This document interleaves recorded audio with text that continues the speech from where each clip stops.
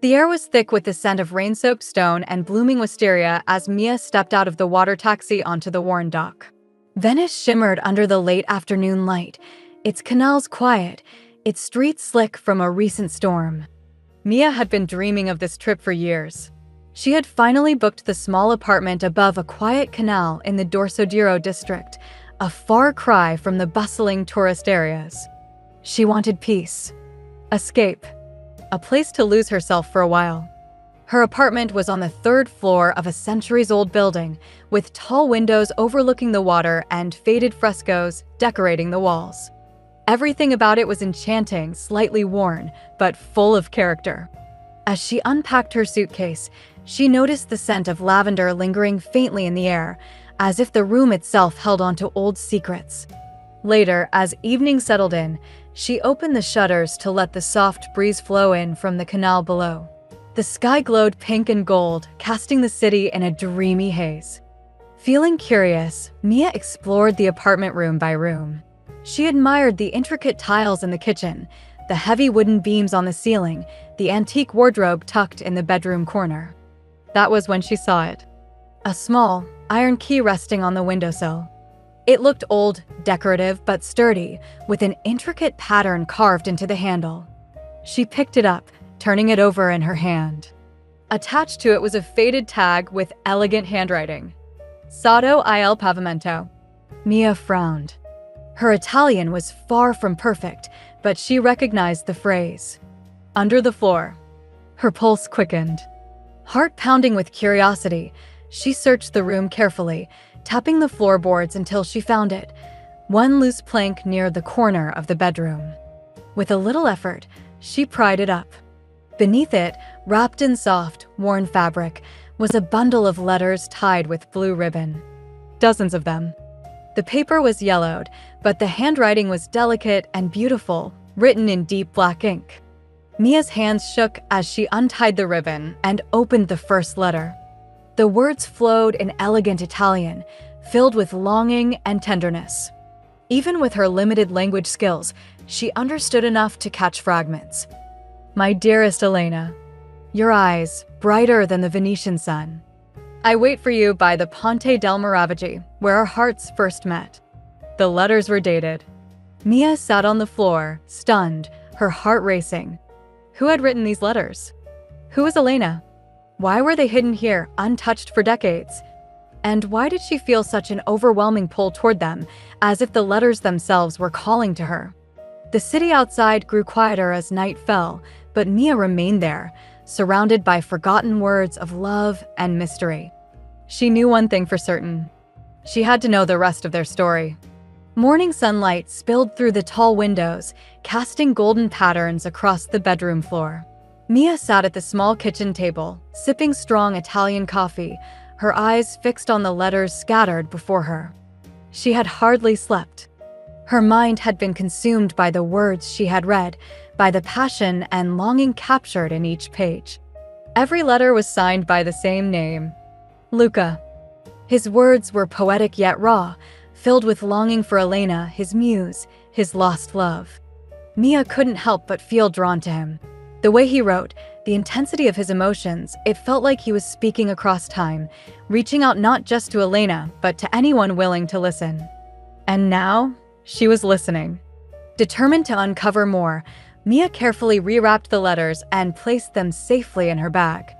She had to find the place mentioned in them, the Ponte delle Maravegie. She opened her map of Venice, scanning it closely. But the name wasn't listed. Frowning, she packed her bag and left the apartment, stepping into the sunlit streets of Venice, where the soft sounds of lapping water and distant bells filled the air. She wandered through alleyways and over bridges, asking shopkeepers and locals about the Ponte delle Maravegie. Most shook their heads, unfamiliar with the name. Finally, an elderly man selling postcards near a quiet square paused when she asked. The Bridge of Wonders, he said slowly, eyes narrowing. Old name. No one calls it that now. Mia's heart leapt. Do you know where it is? She asked eagerly. The man pointed down a narrow alley toward a hidden canal lined with flowering vines. Follow that path, he said. There's a small bridge at the end. near the old bookshop. That used to be called the Ponte delle Maravegie. They say it was where young lovers met in secret. Mia thanked him and hurried in the direction he'd pointed. The alley led her through a quiet part of the city where the air felt cooler and the walls seemed to lean in close. And then she saw it. A small, arched stone bridge draped in ivy with soft sunlight streaming through the gaps between buildings. It was beautiful, secluded, untouched by time. Mia stood at the top of the bridge, her heart racing as she looked down at the water below. She could almost see them, Luca and Elena, meeting here in secret, whispering promises of forever. As she stood there, lost in the moment, something caught her eye. An old bookshop, just beyond the bridge, with its door slightly ajar. On impulse, Mia stepped inside. The shop was dim, filled with the scent of old paper and wood polish. Books towered everywhere, stacked high on shelves and spilling onto tables. Behind the counter sat an elderly woman, her silver hair pulled back neatly, her eyes bright and sharp. Mia approached her, unsure how to explain what she was searching for. But before she could speak, the woman smiled knowingly. "You found the letters," she said softly, as though stating a fact rather than asking. Mia froze. Her heart pounded in her chest. "How? How did you know?" she whispered. The woman's smile deepened. "Because I've been waiting for you." Mia's breath caught. The old woman's words echoed in her mind, strange and impossible. "You've been waiting for me?" Mia asked, her voice a mix of wonder and suspicion. The woman's gaze was calm, her eyes steady as she nodded. "For many years," she said softly. "Ever since the letters vanished." Mia felt the weight of the letters in her bag as she clutched them protectively. "How did you know I would find them?" Mia whispered. The woman rose slowly from her chair, moving with grace despite her age, and gestured for Mia to follow her deeper into the shop. They walked through a narrow corridor lined with ancient books and into a small room at the back, where a table stood beneath a stained glass window that cast colorful light across the wooden floor. There, framed on the wall, was a black and white photograph of a young couple standing on the very bridge Mia had just visited. Mia's breath caught. It was Luca and Elena. "They were real," Mia whispered, stunned. The woman smiled, her gaze tender as she looked at the photo. "Very real," she said softly. "And their story was never meant to be forgotten." Mia turned toward her, questions flooding her mind. "Who are you?" she asked. The woman's eyes twinkled with a quiet sadness. "My name is Sofia," she said. "Elena was my aunt." Mia gasped, everything falling into place. "I grew up hearing stories about her," Sofia continued, her voice filled with nostalgia. "She was wild, beautiful, always chasing her heart. But Luca, he was different. A dreamer. A poet with a camera instead of a pen." Sofia's voice softened even more, touched by something distant. "They fell in love in the summer of 1946, she said. But their love wasn't accepted. Elena was engaged to a wealthy merchant's son, arranged by her family to secure their business ties. Mia's heart ached as she imagined it, Elena, caught between duty and love. They met in secret at the Ponte delle Maravegie, Sofia went on, whispering plans to escape together. Luca wrote her letters every day, hiding them under the floorboards of their meeting place, your apartment. He was certain they would leave Venice behind. But they didn't, Mia whispered, afraid to hear the ending. Sofia shook her head, her expression clouded with sorrow. "No," she said softly. "Elena vanished before they could run away. Her family claimed she left willingly to marry the man they had chosen. But Luca, he believed otherwise." Mia's heart sank. "He searched for her until the day he died," Sofia said, her voice growing faint. "Every year, on the anniversary of their planned escape, he left a white rose on the bridge." Silence filled the room, thick and heavy. Mia's eyes brimmed with tears. "They were torn apart," she whispered, her throat tight with emotion. Sofia nodded slowly. "But perhaps," she said, her voice steady and calm, "their story isn't finished yet." Mia looked at her, confused. Sofia's gaze was knowing. "You've felt it, haven't you?" she asked gently. "That pull, that connection." Mia's lips parted in shock. Because she had. Since the moment she had found the letters, she had felt something she couldn't explain, an ache in her chest, a strange longing that wasn't her own.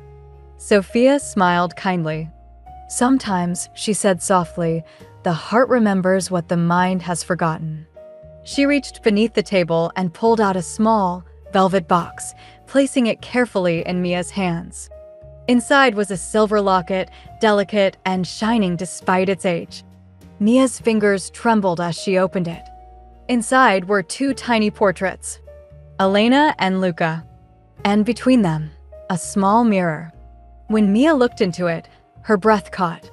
For a moment, just a flicker, she didn't see her own reflection. She saw Elena, smiling softly, waiting. Mia's heart thundered in her chest as she stared into the tiny mirror within the locket. For a brief moment, she wasn't looking at herself. She was looking at Elena, her soft eyes, the same slight curve of the lips, as though the woman in the mirror knew her, had always known her. Then, slowly, her own reflection returned. Mia's hands trembled as she closed the locket, staring at Sofia with wide, stunned eyes. "What does this mean?" she whispered. Sofia's expression was gentle, filled with a quiet wisdom. "Some stories," she said softly, "don't end just because time has passed. They wait. For the right moment. For the right person." Mia's throat tightened. "You believe I'm her?" Sofia's smile was calm, unwavering. "I believe you carry something of her inside you," she said. "Her longing, her unfinished love, perhaps even her spirit." Mia's breath came unsteadily as she remembered the overwhelming pull she had felt from the moment she found the letters, the way her heart had raced when she stood on the bridge, as though she had walked those stones before. "What am I supposed to do?" Mia asked, her voice small. Sofia's eyes glimmered, almost playful. "Finish her story," she said softly. Mia's pulse quickened. "But Luca, he's gone," Mia whispered. Sofia gave a slow nod. "Luca, yes," she said, "but not his words." She gently motioned to the letters still resting in Mia's bag. "You found their love," Sofia said. "Maybe now, it's time to release it." Mia sat in stunned silence, her mind racing. Later that evening, as the sky burned orange and pink, Mia walked back to the bridge with the letters and the locket clutched tightly in her hands. The streets were quiet, the air filled with the soft hum of the city settling for the night. When she reached the Ponte delle Maravegie, she stood in the center, gazing down at the still waters below. Her heart was full of grief, of wonder, of something ancient and beautiful she couldn't fully name. She untied the blue ribbon and read one final letter, the words filling the evening air like a whispered confession. "My dearest Elena, if this world keeps us apart, I will wait in every sunset, every shadow, every breath of this city. I will find you in this life or the next." Tears streamed down Mia's cheeks as she folded the letter and placed it inside the locket, along with the others.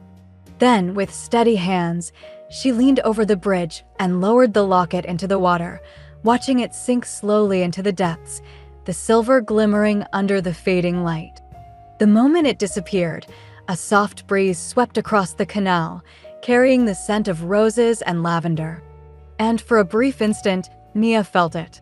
Two hands, gently holding hers. Two voices, her own and another, whispering the same word in unison. Finally, the wind quieted. The city seemed to exhale. Mia stood there for a long time, staring at the water, her heart strangely light and full. She didn't know what would come next.